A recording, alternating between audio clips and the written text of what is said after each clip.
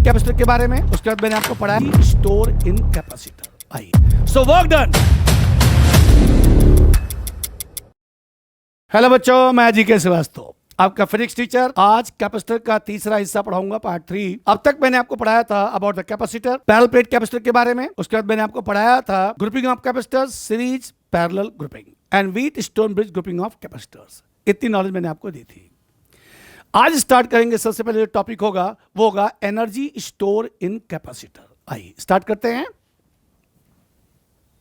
Yes, तो topic का नाम है एनर्जी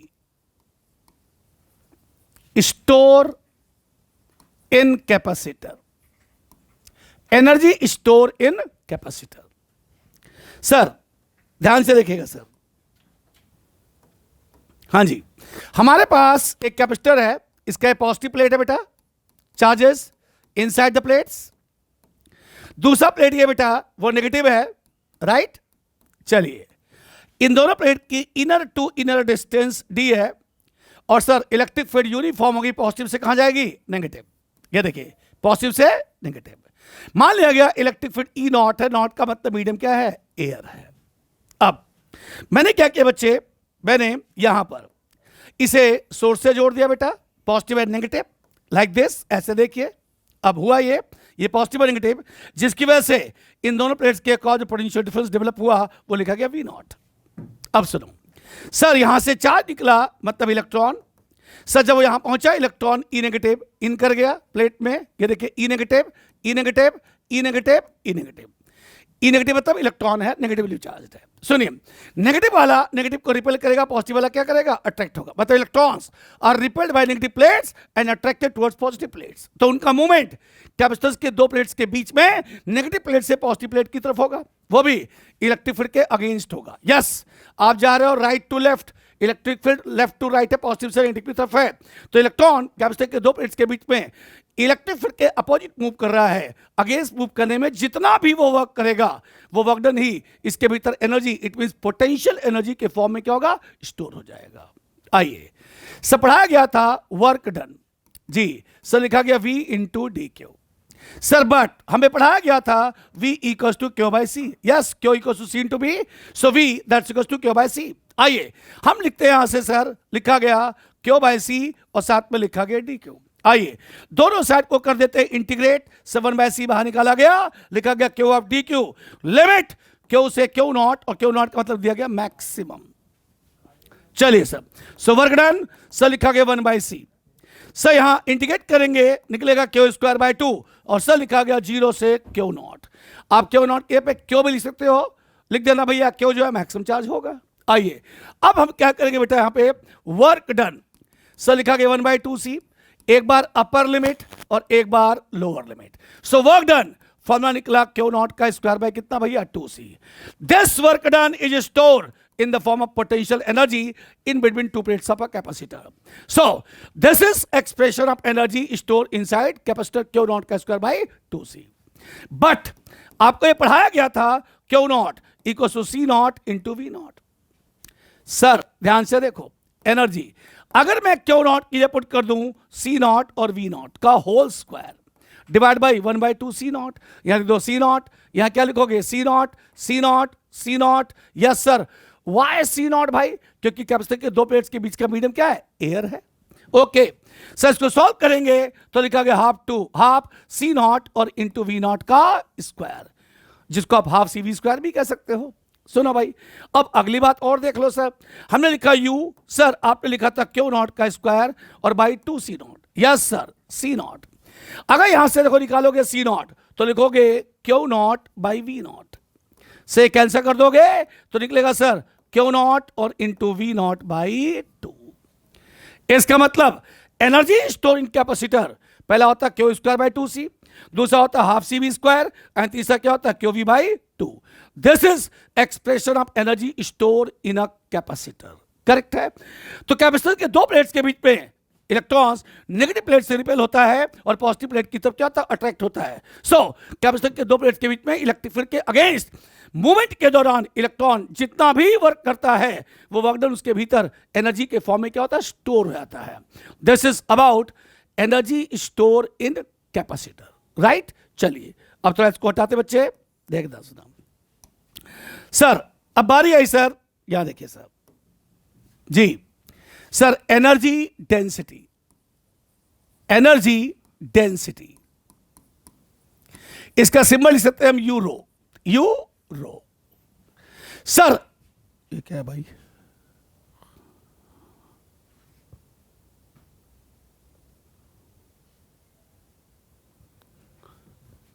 अरे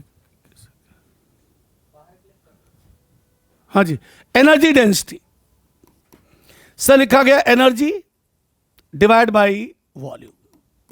कैपेसिटर के पर वॉल्यूम में जितनी एनर्जी स्टोर होती है, कैपेसिटर के पर वॉल्यूम में जितनी एनर्जी स्टोर होती है उसे कहते हैं एनर्जी डेंसिटी। आइए बेटा देखते हैं सर, एनर्जी अगर आप लिखते हो 1/2 C नॉट और V नॉट का स्क्वायर और वॉल्यूम लिखोगे एरिया इंटू डिस्टेंस। कैसे? ये लो भाई, कैपेसिटर की एक पॉजिटिव प्लेट है जी सर, ये नेगेटिव प्लेट है, यस सर। हर प्लेट की एरिया ए है और इनके बीच की डिस्टेंस कितना बोलो, डी है, तो वॉल्यूम की जगह पे क्या लिखोगे, एरिया इंटू डिस्टेंस, राइट। चल बेटा अब आपको पता होना चाहिए सी नॉट, सब फॉर्मूला होता है एप्सिलॉन नॉट ए बाई कितना होता है, डी। आइए अगर हम इसे पुट करते हैं बेटा 1/2 सी नॉट की जगह पे लिखेंगे आप epsilon not a by D, right sir. यहां लिखा गया वी नॉट का स्क्वायर साथ में ए डी। मैंने क्या किया सर, मैंने सी नॉट की जगह पे epsilon not a by D put कर दिया। बेटा देखो ध्यान से, इससे क्या होगा, ए से ए कैंसिल हो जाएगा, तो बचेगा क्या, एनर्जी डेंसिटी 1/2 सर लिखा गया एप्सिलॉन नॉट, लिखा गया वी नॉट बाई डी का होल स्क्वायर।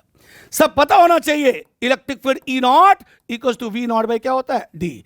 तो बेटा सर पहला फॉर्मूला निकला 1/2 एप्सिलॉन नॉट और साथ में ई नॉट का स्क्वायर। अगर आप यहां ध्यान से देखेंगे तो हमने वेरीफाई कर दिया energy density directly proportional to electric field का स्क्वायर। यस सर, कैपेसिटर के दो प्लेट्स के बीच पर वॉल्यूम में जितनी भी एनर्जी स्टोर होती है उसे कहते हैं एनर्जी डेंसिटी, जो कैपेसिटर के दो प्लेट के बीच जो इलेक्ट्रिक फील्ड है उसके स्क्वायर के डायरेक्टली प्रोपोर्शनल होती है। बट सर एनर्जी डेंसिटी का फॉर्मूला होता है, सॉरी इलेक्ट्रिक फील्ड का फॉर्मूला होता है सिग्मा बाई एप्सिलॉन नॉट। क्या होता है, सिग्मा बाई एप्सिलॉन नॉट। तो अगर हम यहां पे लिखते हैं एनर्जी डेंसिटी तो लिखा गया सर फॉर्मूला क्या था बोलो, 1/2 epsilon naught into E not का स्क्वायर। मैंने लिख दिया सर 1/2 एप्सिलॉन नॉट, या लिख दिया मैंने सिग्मा बाय एप्सिलॉन नॉट का होल स्क्वायर। जी मैंने ई नॉट की जगह पे sigma by epsilon not put कर दिया। बेटा इसको सॉल्व करेंगे बच्चे, निकलेगा सिग्मा स्क्वायर बाय कितना हो गया, 2 एप्सिलॉन नॉट। सॉल्व करके देखो यही आएगा सर। यहां देखो सर लिखा गया energy density directly proportional to surface charge density का स्क्वायर। एनसीईआरटी पुरानी वाली, नई वाली नहीं, एनसीईआरटी पुरानी वाली में से क्वेश्चन गिवन है। एक क्वेश्चन का ये दूसरा पार्ट है, उसमें कहा गया प्रूफ करिए कि कैपेसिटर के पर वॉल्यूम में जितनी एनर्जी स्टोर होती है जिसे हम लोग एनर्जी डेंसिटी कह रहे हैं वो कैपेसिटर के हर प्लेट की सरफेस चार्ज डेंसिटी के स्क्वायर के डायरेक्टली प्रोपोर्शनल होती है। सर इस बात को मैंने क्या किया, वेरीफाई किया सर, ये एनसीईआरटी में क्वेश्चन के फॉर्म में पूछा गया है, राइट। तो energy store in a capacitor हो गया, right sir. Sir energy density हो गया। आइए एनर्जी के बारे में क्वेश्चन है वो हम करते हैं, न्यूमेरिकल है सर, राइट है बेटा। देखो ध्यान से सर, क्या न्यूमेरिकल है भाई, सर हमारे पास एक कैपेसिटर ये बेटा C1, दूसरा कैपेसिटर है ये C2, राइट। और बच्चे ये है आपका तीसरा कैपेसिटर, इसको जोड़ दिया गया एक सोर्स के साथ ऐसे लाइक दिस, और सर यहां लिखा गया पॉजिटिव, सॉरी लिख लो कोई बात नहीं, पॉजिटिव नेगेटिव, और से यहां लिखा गया पॉजिटिव और नेगेटिव।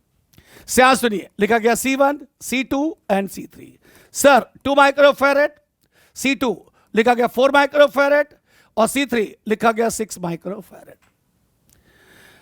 अब क्वेश्चन क्या है, क्वेश्चन यह है sir, if energy store in C1 is x joule, sir if energy store in C1 is x joule, calculate energy store in C2, calculate energy store in C3 and total energy of combination. सुनिए कहा गया अगर C1 में जो energy store हो रही है वो x जूल के बराबर है तो C2 में कितनी एनर्जी होगी बताइए, C3 में एनर्जी कितनी होगी सर, और कॉम्बिनेशन की नेट एनर्जी क्या होगी। ओके चलो जी सॉल्यूशन में आ जाए बेटा। जी देखो सब बेटा, ये आपका C1 है और ये आपका C2 है, राइट। चलो आप देख रहे हो सर, ये दोनों पैरेलल में कनेक्टेड हैं जी, both are connected together in parallel. तो पैरेलल में दोनों के कॉस पोटेंशियल डिफरेंस क्या होगा? सेम होगा। वोल्टेज क्या होगा? सेम होगा। आइए अगर मैं बात करूं सर C1 के लिए, U1 तो लिखा गया हाफ C1 और साथ में क्या लिखा गया? V square. सर U1 के लिए लिखा गया X, यहां लिखा गया 1/2 C1 2 माइक्रो फैराड बच्चे, और साथ में लिखा गया V स्क्वायर। सर अगर आप यहां सॉल्व करते हो बेटा जी तो लिखा गया V स्क्वायर, लिखा गया X और इंटू 10⁻6। ये देखो बेटा एक इंपॉर्टेंट चीज निकाल दी मैंने। सर हमने सबसे पहले बात किया C1 के लिए, energy U1 half C1 V square, right. So U1 के लिए लिखा गया X क्योंकि वो गिवन है 1/2 C1 के पे 2 माइक्रो फैराड, इतना होता है V स्क्वायर। देखो 2 से 2 कट जाएगा सर, डिवाइड करोगे निकल जाएगा V स्क्वायर, इतना है सर। तो आइए अब बात करते हैं बच्चे C2 के लिए। सब एनर्जी स्टोर इन C2 तो लिखा गया हाफ C2 और साथ में कितना हो गया? V square. हाफ C2 साथ में हो गया V स्क्वायर। लो भाई सर 1/2 C2 सर लिखा गया 4 माइक्रो फैराड, यस सर। और V स्क्वायर के पे वैल्यू पुट कर दिया गया X इंटू 10⁻6 क्योंकि V स्क्वायर की वैल्यू है। बेटा जी इसको सॉल्व करके देखिए, ये निकल गया 2x। लो सर हमने निकाल दिया सर जी कि अगर इसके पास एनर्जी x है तो यहां क्या निकल गया? 2x निकल गया सर। चलो सर मतलब हमने देखा दोनों पैरेलल में हैं, एनर्जी इसकी गिवन है, इसका वोल्टेज निकाल लो, यही वोल्टेज इसके लिए अप्लाई कर दो क्योंकि पैरेलल में वोल्टेज क्या होता है? सेम होता है। उससे हमने दूसरी की एनर्जी निकाल ली, राइट। चलो जी अब एक काम करते हैं, थोड़े हिस्से को मैं मिटा देता हूं सर, खासकर इतना हिस्सा। लो सर मैंने इतने को क्या क्या मिटा दिया। आइए सर अब देखते हैं बच्चे, बारी आई C3 की। सर चलो जी यहां तो वोल्टेज आपने सेम कर दिया था, क्या आपको सप्लाई वोल्टेज गिवन है? नहीं गिवन है ना। कहां गिवन है? सोचो अगर आपको सप्लाई वोल्टेज गिवन होता तो इस वोल्टेज में से ये वाला वोल्टेज हम माइनस कर देते, बाकी बचता इसको हाफ CV स्क्वायर अप्लाई करते और आपका आंसर आ जाता। बट प्रॉब्लम क्या है? सप्लाई वोल्टेज गिवन नहीं है, तो कैसे करेंगे? आइए देखते हैं सर। तो मैंने क्या किया, ये बनाया C3, ये बनाया C1, बेटा जी ये बनाया C2, करेक्ट है। और बेटा जी इसको सप्लाई से क्या किया? जोड़ दिया। देखो जब वोल्टेज का फंडा वर्क ना करे तो फिर फंडा वर्क करता है चार्ज का। क्या करता है बेटा? चार्ज का। ये देखो ये C1, ये C2 और सर ये कितना हो गया? C3। अब देखो यहां से चार्ज निकला Q, सर यहां पहुंचा Q, जंक्शन पे चार्ज डिस्ट्रीब्यूट हो गया, Q1 हो गया, यहाँ पे Q2 सम अप होके यहाँ पे आ गया Q, लौट के कितना आ गया? Q, right. चलो बड़ा ध्यान से देखो, we can say Q should be equals to Q1 plus Q2। कहां? यहां पे जी सर। जितना भी चार्ज आया दो हिस्सों में डिस्ट्रीब्यूट हो गया, Q1 एंड Q2। आए बेटा Q1 की जगह लिखा गया C1 इंटू V एंड लिखा गया C2 इंटू V। वाई? क्योंकि चैंपियन दोनों जगह वोल्टेज क्या है? सेम है, क्योंकि both are connected together in parallel. आइए अगर मैं इसको सॉल्व करूंगा बेटा तो लिखूंगा C1 प्लस C2 और साथ में क्या हो गया? V। सर यहां देखिए C1 लिखा गया 2, ये हो गया 4, माइक्रो था -6, साथ में लिखा गया V। बेटा इसको सॉल्व किया गया, लिखा 6V और इंटू 10⁻6, ये निकाल दिया। तो देखो अब निकाला पड़ा U3, सब फॉर्मूला होगा Q square by 2C3। Why Q square? आइए डिस्ट्रीब्यूशन में देख लो, इसके क्रॉस चार्ज का फ्लो कितना दिख रहा है? Q दिख रहा है। अब आइए बेटा हमने पुट किया सर 6V और इंटू 10⁻6 का होल स्क्वायर, जी साहब, और डिवाइड बाई 2C3। C3 कितना बोलो? 6 इंटू 10⁻6 है। सर इसको सॉल्व कर ले बेटा। यस सर U3 सर लिखा गया 36V स्क्वायर इंटू 10⁻12 ऊपर आएगा सर, और नीचे आ गया 12 और इंटू 10⁻6। बेटा ये कट के निकला सर 3V स्क्वायर और इंटू 10⁻6 जी। अभी आपने V स्क्वायर क्या निकाला था पता है? X और इंटू 10⁻6 निकाला था। कहां पे? यहां पे। तो बेटा जी मैंने लिख दिया सर, ये देखो सर लिखा X और इंटू 10⁻6, यहां लिखा गया 10⁻6, कैंसिल हो गया बेटा, क्या निकल गया? 3x। लो जी अगर यहां एनर्जी x है, यहां निकला 2x, यहां क्या निकल गया? 3x, right. ओके तो बताइए कॉम्बिनेशन की नेट एनर्जी कितनी होगी? तो लिखा गया x प्लस 2x प्लस कितना हो गया? 3x। सिंप्लीफाई कर दीजिए, कितना आ गया? 6x, right.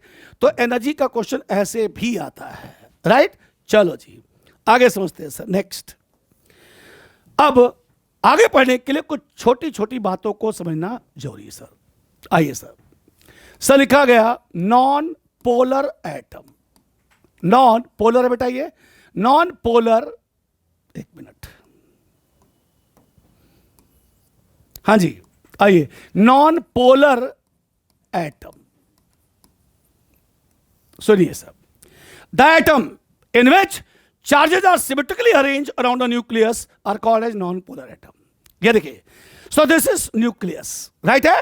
उसके चारों तरफ अगर इलेक्ट्रॉन सिमेट्रिकली अरेंज्ड हैं, सिमेट्रिकली अरेंज्ड हैं, तो नाम रखा गया नॉन पोलर एटम। खासियत मैं बताता हूं सर क्या हो सकता है सर।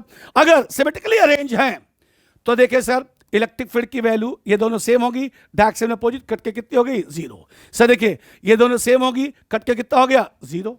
इसका मतलब इसके भीतर की जो इलेक्ट्रिक फील्ड होगी ई इनसाइड कितना हो गया? 0। तो हम ये कह सकते हैं नॉन पोलर एटम वो एटम होते हैं जिसके भीतर की नेट इलेक्ट्रिक फील्ड कितनी होती है? 0 होती है। ऐसा क्यों होता भाई? ऐसा इसलिए होता है क्योंकि न्यूक्लियस के चारों तरफ इलेक्ट्रॉन्स सिमेट्रिकली क्या होते हैं? अरेंज होते हैं। अब आया polar atom. Polar atom sir देखिए, हुआ ये, दिस इज द न्यूक्लियस और इलेक्ट्रॉन्स कुछ ऐसे पाए गए। देखो सर, अब न्यूक्लियस के एस्पेक्ट में इलेक्ट्रॉन सिमेट्रिकली अरेंज है? नहीं है। तो अगर न्यूक्लियस के एस्पेक्ट में इलेक्ट्रॉन सिमेट्रिकली अरेंज नहीं हुए सर, तो उसे कहेंगे नॉन पोलर एटम। क्या इसके भीतर की इलेक्ट्रिक फील्ड 0 होगी? नहीं होगी सर, नो। तो लिखा गया E inside not equal to 0। सर सुनिएगा, नॉन पोलर एटम वो एटम होते हैं जिसके भीतर की नेट इलेक्ट्रिक फील्ड 0 नहीं होती है। क्यों नहीं होती है? क्योंकि न्यूक्लियस के चारों तरफ इलेक्ट्रॉन सिमेट्रिकली अरेंज नहीं होते हैं। जबकि सॉरी, पोलर एटम की बात कर रहा था सर। और अगर नॉन पोलर एटम की बात करोगे तो नॉन पोलर एटम वो एटम होता है जिसके भीतर की इलेक्ट्रिक फील्ड कितनी होती है? 0 होती है। क्यों 0 होती है? क्योंकि न्यूक्लियस के चारों तरफ इलेक्ट्रॉन सिमेट्रिकली क्या होते हैं? अरेंज होते हैं। ठीक है। तो अगर मैं किसी नॉन पोलर एटम को पोलर एटम में कन्वर्ट करूं, अगर मैं किसी नॉन पोलर एटम को पोलर एटम में कन्वर्ट करूं in presence of external electric field, the phenomena is called as polarisation. The phenomena is called as polarisation. आइए मैं आपको बताता हूं सर, पोलराइजेशन क्या होता है सर। क्या बात कर रहे हैं? पोलराइजेशन। सुनिए, सबसे पहले लिखा गया बेटा non polar atom. Non polar, देखिएगा ध्यान से। So this is non polar atom nucleus, electron symmetrically arranged है। Yes sir. तो इसके भीतर का ई इनसाइड कितना हो गया? 0 है। अब आगे की कहानी सर हुआ ये, समझना बेटा सर, हुआ ये कि हमने इस तरह से यूनिफॉर्म इलेक्ट्रिक फील्ड को क्रिएट किया। यूनिफॉर्म इलेक्ट्रिक फील्ड को क्रिएट किया, नेचुरल है। चार्जेस यहां पॉजिटिवली चार्ज होंगे, हर पॉजिटिव चार्ज का अमाउंट सेम होगा और सेपरेशन डिस्टेंस क्या होगा? सेम होगा। So they create uniform electric field, right. अब मैंने क्या किया बेटा, ध्यान से सुनना, मैंने इस नॉन पोलर एटम को इसके अंदर शिफ्ट कर दिया। सर जैसे शिफ्ट किया मैंने देखा सर न्यूक्लियस यहां पे, सॉरी न्यूक्लियस यहां पे आ गया। रुकिएगा बेटा थोड़ा, हाँ जी सर, न्यूक्लियस यहां पे आ गया, इलेक्ट्रॉन सारे यहां पे आ गए। ऐसा क्यों? वाई? सिंपल है भाई, ये जो पॉजिटिव चार्ज है जिनकी वजह से इलेक्ट्रिक फील्ड क्रिएट हो रही है, पॉजिटिव पॉजिटिव को क्या करेगा? रिपेल करेगा और नेगेटिव वाले को अट्रैक्ट करेगा। तो जो सिमेट्रिक था वो कैसा हुआ? अनसिमेट्रिक हो गया। इसका मतलब अब इनके भीतर भी इलेक्ट्रिक फील्ड डेवलप हो गई। ये था आपका अप्लाइड इलेक्ट्रिक फील्ड। और ये जो इलेक्ट्रिक फील्ड डेवलप हुई वो अप्लाइड फील्ड को क्या करती है? अपोज करती है। That's why it is called as induced electric field. That's why it is called as induced electric field. इसका मतलब जब कोई non polar atom external electric field की प्रेजेंस में आता है तो सर उसका जो डिस्ट्रीब्यूशन सिमेट्रिक था वो अनसिमेट्रिक हो जाता है। फाइनली उसके अंदर भी इलेक्ट्रिक फील्ड डेवलप हो जाती है जो हमेशा अप्लाइड फील्ड का क्या करती है? अपोज करती है। That field is called as induced electric field and the phenomena is called as polarisation. Phenomena is called as polarisation, right. चलिए सर आगे अब की बात समझते हैं सर। नेक्स्ट आज बड़ा 3 वर्ड है, dielectric, dielectric constant and dielectricity, right है। डाइलेक्ट्रिक विद्यमान सब्सटेंसेस जो पहले नॉन पोलर स्टेट में होते हैं, मतलब जिनके भीतर की नेट इलेक्ट्रिक फील्ड कितनी होती है? 0 होती है। अगर उन्हें एक्सटर्नल फील्ड के अंदर अप्लाते हो तो उनके अंदर भी इलेक्ट्रिक फील्ड डेवलप हो जाती है जो अप्लाइड फील्ड का क्या करती है? अपोज करती है। मतलब वो नॉन पोलर से पोलर एटम में कन्वर्ट हो जाते हैं। उन्हें बोलते हैं dielectric substances. The substances which are initially in non-polar state, it means E inside equals to 0. Converted into polar state in presence of external electric field are called as dielectric substances, like water, like mica, like linseed oil, like dilute HCl, right है, like paraffin wax। ये सब के सब क्या है sir? ये सब के सब क्या है? डाइलेक्ट्रिक सब्सटेंसेस होते हैं। और ऐसा वो जिस प्रॉपर्टी की वजह से करते हैं, that property is called as dielectricity या पोलराइजेशन। जी, उसे डाइइलेक्ट्रिसिटी या पोलराइजेशन कहते हैं। और उनके इस प्रॉपर्टी को शो करने के लिए जिस कोफिशिएंट का इस्तेमाल करते हैं बच्चे, उसका नाम होता है डाइइलेक्ट्रिक कांस्टेंट। क्या होता है? Dielectric constant. तो पूरा वर्ड सुनिए, 3 वर्ड हैं, डाइइलेक्ट्रिक सब्सटेंस, दूसरा डाइइलेक्ट्रिसिटी एंड तीसरा डाइइलेक्ट्रिक कांस्टेंट। डाइइलेक्ट्रिक सब्सटेंसेस, दो substances which are initially non polar state, मतलब उनके भीतर की इलेक्ट्रिक फील्ड कितनी है? 0 है। Converted into polar state in presence of extra electric field are called as dielectric substances like water, like mica, like linseed, like paraffin wax, like dilute HCl, etc. Right?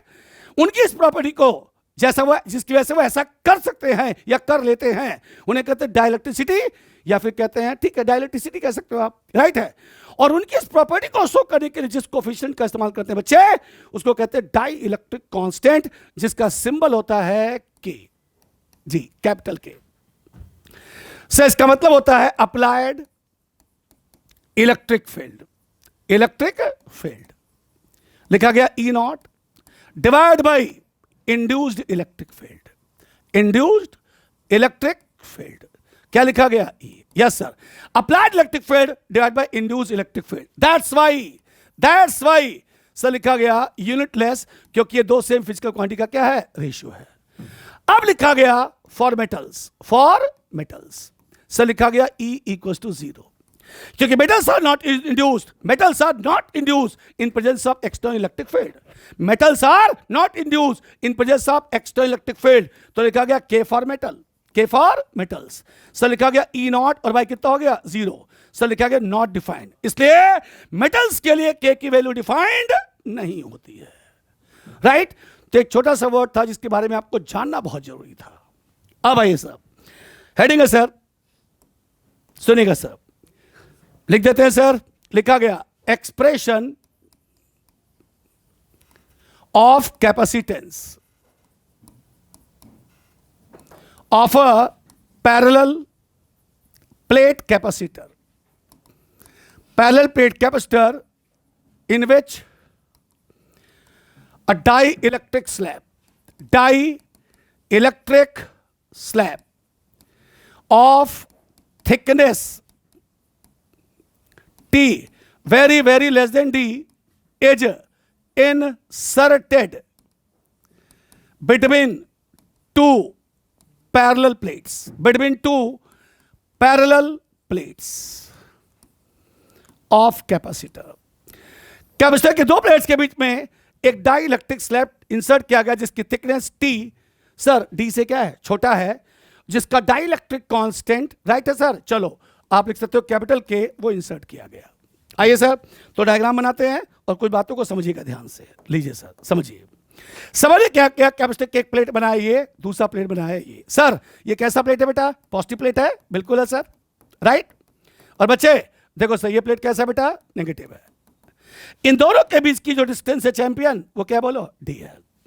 और इसकी खुद की जो electric field है वो कहां? Positive से negative की तरफ है बेटा। सर लिखोगे, हाँ जी सर, लिखा गया E नॉट, राइट। अब सुनो बात, अब ये कहना चाहते हैं भाई, हम इसके भीतर एक डाइइलेक्ट्रिक स्लैब इंसर्ट करते हैं। लो भैया समझे क्या क्या? इसके भीतर एक डाइइलेक्ट्रिक स्लैब इंसर्ट किया जी, जिसकी थिकनेस T है, जो D से क्या है? छोटी है, जैसा कि आप देख रहे हो। सर इसका डाइइलेक्ट्रिक कांस्टेंट कितना भैया? K है।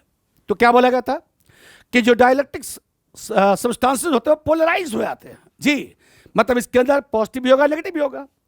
जितने भी नेगेटिव होंगे इस पॉजिटिव की वजह से अट्रैक्ट होकर के यहां पे आएंगे सर जी, और इसके अंदर जितने भी पॉजिटिव होंगे नेगेटिव की वजह से सारे अट्रैक्ट होकर के यहां पे आएंगे। और बनाने का तरीका ध्यान से सुनिएगा जी। सर कैपेसिटर की प्लेट के अंदर वाले सरफेस पर चार्ज पॉजिटिव है, तो यहां भी जो नेगेटिव चार्ज आएगा इसके अंदर आएगा, यहां मत बना देना। सर देखो यहां पर नेगेटिव अंदर है तो यहां पॉजिटिव अंदर होगा, मतलब पॉजिटिव वाले ने नेगेटिव वाले को अट्रैक्ट किया, नेगेटिव वाले ने पॉजिटिव वाले को अट्रैक्ट किया, इनर सरफेस। तो हुआ क्या? ऐसा होने से इसके अंदर भी इलेक्ट्रिक फील्ड डेवलप हो गई, पॉजिटिव से कहां भैया? Negative, right. उस इलेक्ट्रिक फील्ड का नाम लिखा गया E, बताया था ना, इंड्यूस इलेक्ट्रिक फील्ड, राइट। चलो जी, तो वैन हुआ ये कि जब कैपेसिटर के दो प्लेट में डाइइलेक्ट्रिक स्लैब डाला गया तो उसके अंदर पोलराइजेशन हो गया, जिसकी वजह से उसके अंदर भी इलेक्ट्रिक फील्ड डेवलप हो गई, जिसने अप्लाइड फील्ड का क्या किया, अपोज किया, राइट है, उसका नाम लिखा गया E। अब पूरी बात ध्यान से सुनना, रफ वर्क है। ये लो भैया, ये पॉजिटिव प्लेट है, यस सर। सर इसका पोटेंशियल डिफरेंस V नॉट है। सर इलेक्ट्रिक फील्ड कितना लिखा बेटा आपने, E नॉट है। और सर कैपेसिटेंस कितना बोलो, C नॉट है। चार्ज प्लस क्यों, चार्ज माइनस क्यों। बोला गया जब आप इसके भीतर एक डाइलेक्ट्रिक स्लैब को इंसर्ट कर देते हो, राइट है, ये आपका E नॉट था, तो सर देखा गया सर इसके अंदर भी इलेक्ट्रिक फील्ड डेवलप होगी, कितनी बोली, E आ गई। तो अब बताओ कैपेसिटर के दो प्लेट्स के बीच की net electric field E dash कितना हो गया, E नॉट माइनस E हो गया। काहे कोई नॉट माइनस E, क्योंकि बेटा दोनों एक दूसरे का क्या कर रहे हैं, अपोज कर रहे हैं। तो बताइए इनिशियल के रिस्पेक्ट में ये वाली इलेक्ट्रिक फील्ड घट गई बढ़ गई, घट गई ना, E नॉट माइनस E, मतलब इलेक्ट्रिक फील्ड डिक्रीज कर गई।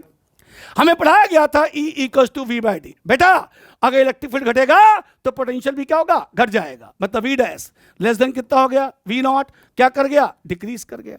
सर इलेक्ट्रिक फील्ड घट गई, पोटेंशियल घट गया। सर फॉर्मूला होता है Q equal to C into B। क्या Q पे कोई फर्क पड़ा, नहीं, Q तो सेम ही था। Capacitors always obeys law of conservation of charge, मतलब ये ठीक हो गया। तो भाई साहब तो फिर तो लिखा गया C inverse C proportional to B, क्योंकि Q equal to C into V होता है। बेटा अगर पोटेंशियल डिक्रीज कर गया तो कैपेसिटेंस क्या कर जाएगा, इंक्रीज कर जाएगा। क्या कर जाएगा, इंक्रीज कर जाएगा। यही तो क्वेश्चन है कंसेप्चुअल, पूछा जाता है कि why capacitance of a parallel plate capacitor is increases when a dielectric slab is inserted between two plates of capacitor. Capacitor के दो प्लेट्स के बीच में जब डाइइलेक्ट्रिक स्लैब को इंसर्ट किया जाता है तो उसका कैपेसिटेंस इंक्रीज कर जाता है। क्यों, सिंपल सा जवाब है, जब कैपेसिटर के दो प्लेट्स के बीच में डाइइलेक्ट्रिक स्लैब को इंसर्ट किया जाता है तो स्लैब का पोलराइजेशन हो जाता है, जिसकी वजह से उसके अंदर भी इलेक्ट्रिक फील्ड डेवलप होती है जो अप्लाइड फील्ड का क्या करती है, अपोज कर जाती है। फाइनली कैपेसिटर के दो प्लेट के बीच की नेट इलेक्ट्रिक फील्ड क्या होती है, माइनस होने की वजह से घट जाती है। इलेक्ट्रिक फील्ड घटेगा तो पोटेंशियल डिफरेंस भी घटेगा, एंड पोटेंशियल डिफरेंस घटेगा तो C inverse C proportional to V, capacitance क्या करेगा, इंक्रीज कर जाएगा। ये इसका लॉजिक था। आइए अब आगे की कहानी। सर सुनेगा ध्यान से, अब हमें क्या करना भाई, सर हमें सर इसका कैपेसिटेंस निकालना है। सर आइए निकालते हैं भैया इसका कैपेसिटेंस। कैसे निकालेंगे सर, कैपेसिटेंस निकालने का एक ही तरीका होता है, सबसे पहले क्या निकालेंगे, पोटेंशियल डिफरेंस। आइए सर फॉर्मूला होता है E का मतलब V बाई डी, तो जो V निकला वो क्या निकला, E इंटू डी। आइए मैंने मान लिया इसके का जो पोटेंशियल डिफरेंस होगा वो कितना होगा, V होगा। सो V निकालने के लिए सबसे पहला देख बेटा हमने लिखा sir E not into D minus T. एक मिनट सुनो भाई, सबसे पहले E की जगह पे क्या लिखा गया, E नॉट, फिर लिखा गया D, D की जगह पे D माइनस टी। क्यों भाई, अरे पूरा स्पेस कितना था D, T स्लैब ने ऑक्यूपाई कर लिया तो बचा कितना, D माइनस टी, प्लस फिर लिखा गया E इंटू टी, क्योंकि इसकी इलेक्ट्रिक फील्ड E है और डिस्टेंस कितना बोलो T है। सवाल ये उठा अगर दोनों अपोजिट हैं, राइट, तो आपने प्लस क्यों किया, क्योंकि निकाल के आ रहे हो potential difference, and potential difference scalar होता है, इसके अंदर कोई डायरेक्शन नहीं होती है, इसलिए आप इसे क्या करेंगे, प्लस कर लेंगे। आइए अभी करना क्या है बेटा, सर आपको करना यह है इस पूरे में से E नॉट कॉमन निकाल लो। ले बेटा यहां बचेगा D माइनस टी और यहां बचेगा E बाई E नॉट और साथ में क्या लिखा गया, T, राइट। आजा बेटा ध्यान से देखना, सर हमें पढ़ाया गया था sir K equals to E naught by E, अभी बताया था जस्ट, तो लिखेंगे 1 by K equals to E by कितना बोलो, E नॉट। और ये पता होना चाहिए E नॉट उसका फॉर्मूला होता है सिग्मा बाई एप्सिलॉन नॉट, और सिग्मा का मतलब होता है Q by A epsilon naught. दोबारा समझो लॉजिक, मैंने पढ़ाया था K equals to E naught by क्या होता है, E, हम उसको उल्टा कर दें निकल जाएगा E by E not. What is E not, capacitor के दो प्लेट्स के बीच की इलेक्ट्रिक फील्ड, फॉर्मूला था sigma by epsilon not, and sigma जगह पुट कर देंगे Q by A epsilon not. आजा बेटा देख, सबसे पहले E नॉट जगह पुट कर दिया मैंने Q by A epsilon naught. आ गया बेटा, यहां देखो लिखा गया D माइनस टी और प्लस T बाई K। कैसे बेटा, अरे बिल्कुल बेटा ध्यान से देखो, आपने क्या किया, E नॉट के पे Q by epsilon not put कर दिया, ये वाला एज इट इज, देखो E बाई E नॉट क्या निकला, 1 बाई K, तो 1 बाई K इंटू टी कितना हो गया, T बाई K। लो भाई मैंने सबसे पहले क्या निकाला, इसके दो प्लेट के बीच में जो पोटेंशियल डिफरेंस है वो निकाला, ठीक है। एक मिनट फिर से बता देता हूं sir, electric field E equals to V by D होता है, V equals to E into D. हमारे पास दो दो इलेक्ट्रिक फील्ड हैं, एक प्लेट की एक स्लैब की। प्लेट की इलेक्ट्रिक फील्ड ई नॉट है, लिखा मैंने ई की जगह पे ई नॉट और डी की जगह पे डी माइनस टी, क्योंकि डी तो पहले था बेटा ना, टी स्लैब ने ऑक्यूपाई कर लिया, बचा कितना डी माइनस टी। अब बारी है स्लैब वाले की। स्लैब की इलेक्ट्रिक फील्ड ई है और थिकनेस कितनी बोलो टी है, ई इंटू टी। सवाल ही उठा प्लस क्यों किया गया जबकि इलेक्ट्रिक फील्ड अपोजिट है, क्योंकि हम निकालना पोटेंशियल, पोटेंशियल स्केलर होता है, सिंपली प्लस होता है। कर दिया आपने। फिर मैंने क्या किया, ई बाई ई नॉट के पे 1/k पुट कर दिया और ई नॉट के वैल्यू पुट कर दिया, पोटेंशियल डिफरेंस आ गया। अब आगे समझते हैं सर, अगर पोटेंशियल डिफरेंस आ गया तो बेटा हम इतने हिस्से को मिटाते हैं और आगे की बात आपको समझाते हैं। देखिए सर नाउ अब लिखा गया बेटा Q equal to C into we.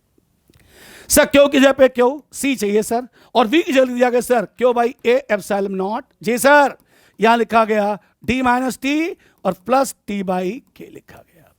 इससे क्यू से क्यू कैंसिल हो गया, तो कैपेसिटेंस का फॉर्मूला निकला बेटा एप्सिलॉन नॉट इंटू ए। नीचे से ध्यान से सुनना, लिखा गया डी माइनस टी और फिर लिखा गया टी बाई के। ये पहला पार्ट निकला सर जब t is the very less than d है, right? So this is expression of capacitance of a parallel plate capacitor of a parallel plate capacitor। कब? जब उसके भीतर एक डाइलेक्ट्रिक स्लैब इंसर्ट किया गया जिसकी थिकनेस सर d से क्या है, छोटी है, राइट? अब आगे सुनो, अगर लिख दिया जाए if t equals to d हो जाए, अगर ये T फैल के D के पास हो जाए, मतलब कैपेसिटर के दोनों प्लेट के बीच में completely filled with dielectric slab हो जाए। आइए पुट कर देते हैं भाई। तो लिखा गया एप्सिलॉन नॉट इंटू ए, सर लिखा गया D माइनस डी और आगे लिखा गया D बाई के। क्या क्या चैंपियन? सर कुछ नहीं किया, जहां जहां T था वहां D पुट कर दिया। बेटा जी अब क्या लिखोगे? आप लिखोगे के एप्सिलॉन नॉट ए और बाई D। ये ले, अब जो कैपेसिटर निकला वो निकला के epsilon not a by D। तो ये कैपेसिटेंस किसका है? Partially field with dielectric slab है। ये किसका है? Completely filled with dielectric slab का है। अब एक छोटी सी बात, आइए समझ लिए थोड़ा इसको भी। हाँ जी, अब मैं क्या करता हूं, इतने हिस्से को मिटाता हूं सर। राइट है बच्चे? अब जा समझो सर, आपको बताया गया था एयर कैपेसिटर।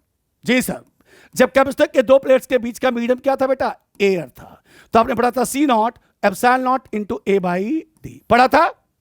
और अभी आपने जब कैपेसिटर के दो प्लेट के बीच डाइलेक्ट्रिक स्लैब को पूरी तरह से, कैपेसिटर के दो प्लेट्स के बीच जो मीडियम था, जो डिस्टेंस था, उसे डाइलेक्ट्रिक स्लैब से पूरी तरह से भर दिया। तो फॉर्मूला लिखा आपने क्या चीज? के epsilon naught into A by D लिखा बेटा। देख बेटा, अगर इसको ध्यान से देखोगे ना तो लिखा गया के इंटू सी नॉट। क्यों? क्योंकि champion epsilon not a by D को क्या कहते हैं? सी नॉट। Yes sir. तो बेटा जी अगर यहां से के निकालोगे तो निकलेगा सी बाई कितना हो गया? C naught. This is the formula of dielectric constant in terms of capacitance. देखो, formula of dielectric constant in terms of electric field क्या था? Apply electric field divide by induce electric field. Formula of dielectric constant in terms of capacitance क्या लिखोगे? Completely filled with dielectric and completely filled with air, दोनों का जो ratio निकलेगा वो क्या कहलाएगा? के कहलाएगा। के यूनिटलेस होता है, डायमेंशन लेस होता है। क्लियर हुआ? तो ये फॉर्मूला किसके लिए था चैंपियन? पार्शली फिल्ड के लिए था। ये किसके लिए था सर? कंप्लीटली फिल्ड का था। और के की वैल्यू क्या होती है? सी बाई सी नॉट। इसका मतलब जब कैपेसिटर के दो प्लेट्स के बीच में डाइलेक्ट्रिक स्लैब इंसर्ट किया जाता है तो स्लैब का पोलराइजेशन हो जाता है, जिसके भीतर वजह से उसके अंदर भी इलेक्ट्रिक फील्ड डेवलप होती है जो हमेशा अप्लाइड फील्ड का क्या करती है? अपोज करती है। राइट? सो फाइनली कैपेसिटर के दो प्लेट्स के बीच की इलेक्ट्रिक फील्ड क्या होती है? घट जाती है, पोटेंशियल डिफरेंस घट जाता है। फाइनली सिस्टम का कैपेसिटेंस क्या होता है? इंक्रीज कर जाता है। अब आपको यहां पे एक न्यूमेरिकल करा के इस टॉपिक को बंद करूंगा, ठीक है? एक न्यूमेरिकल है, ध्यान से देखिएगा सर। न्यूमेरिकल है बेटा, एनसीईआरटी का एग्जांपल है, ठीक है? कहा गया एक पैरेलल प्लेट एयर कैपेसिटर है, एक पैरेलल प्लेट एयर कैपेसिटर है जिसका प्लेट एरिया ए है, उसके बीच की डिस्टेंस डी है, उसका कैपेसिटेंस सी नॉट है। लो भाई, तो लिखा गया C naught that's equals to epsilon naught into A by D. वो बात इसकी कर रहे हैं, पूरी बात ध्यान सुनना जी।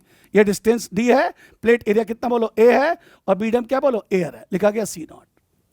कहा गया भाई, अब सुनना ध्यान से, कहा गया इन दोनों प्लेट के बीच में एक डाई इलेक्ट्रिक स्लैब भरा गया जिसका डाइलेक्ट्रिक कांस्टेंट कैपिटल के इक्वल्स टू 4 है, और जो उसकी थिकनेस है भाई वो डी बाई 4 के बराबर है। तो बताइए जो कैपेसिटेंस अब निकलेगा वो इनिशियल के रिस्पेक्ट में कितना होगा? जरा बोलू साहब, we have a parallel NCERT example है, ध्यान रखिए, ठीक है सर। कहा गया एक पैरेलल प्लेट कैपेसिटर की प्लेट एरिया ए है, उसके दो प्लेट के बीच की डिस्टेंस स्मॉल डी है।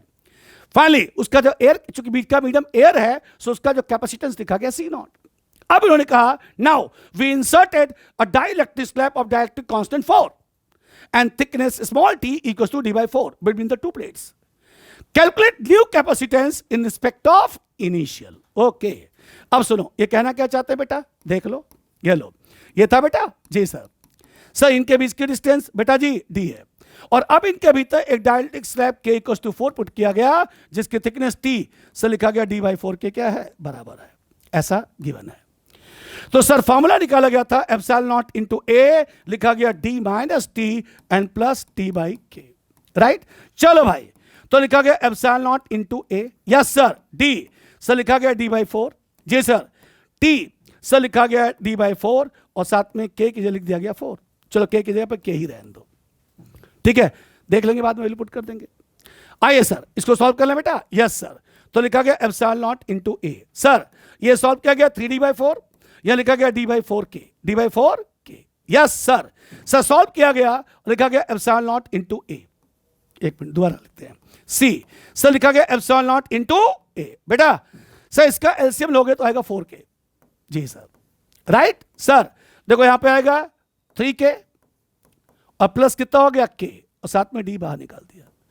देखो यहां पे आएगा 3 के प्लस के, आपने क्या किया, डी बाहर कर दिया। देखो सी निकला तो निकला 4 के डिवाइड बाई 3k प्लस 1 आएगा बेटा, यहां पे 1 आएगा। देखो एलसीएम ले लो बेटा, क्या लिखोगे, 4k लिखोगे, तो यहां से 4 से 4 कट गया, बचेगा k, यहां पे आएगा k, डी वैल्यू कॉमन निकाल लिया सर, यहां पे 4k पूरा है, यहां बचेगा 1, 3k प्लस 1, पूरा सॉल्व किया गया, लिखा गया 3k प्लस 1 जी, और आगे लिखा गया epsilon naught into A by D, निकल गया। अब देखो सॉल्यूशन एक्चुअल आंसर क्या निकलेगा, सर लिखा गया 4k divide by 3k plus 1, right, और लिखा गया सी नॉट। काहे को सी नॉट, क्योंकि epsilon not a by D को क्या कहते हैं, सी नॉट, क्योंकि उसने कहा ना जो इसका कैपेसिटर निकलेगा वो इनिशियल के रिस्पेक्ट में कितना होगा, निकल गया। अब लास्ट कैलकुलेशन चेक कर लीजिएगा, और लास्ट में अगर आप चाहो तो के की वैल्यू 4 पुट कर दो और आपका आंसर आ जाएगा। This is NCERT example. तो कैपेसिटर के थर्ड पार्ट में आज मैंने आपको यहां तक इतना पढ़ाया, ठीक है। चौथे पार्ट में कैपेसिटर का लगभग खत्म कर देंगे। कैपेसिटर के 4 पार्ट्स हैं, 4 पार्ट को ध्यान से पढ़िएगा। Thank you.